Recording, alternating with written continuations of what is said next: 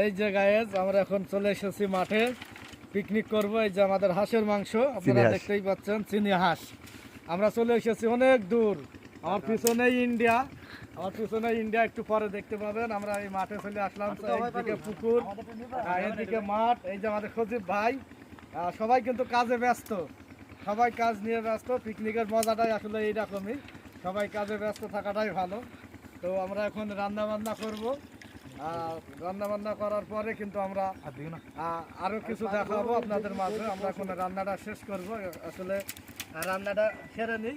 এই যে আমাদের কাজের লোক কতগুলা দেখেন, সবাই মিলে কিন্তু কাজ করছি, অনেক ভালো লাগছে কাজ করতে। এই যে আমাদের সজীব ভাই আছে, আমার ওই মিতি আছে, সবাই মিলে কাজ করার সেই মজাটাই আলাদা।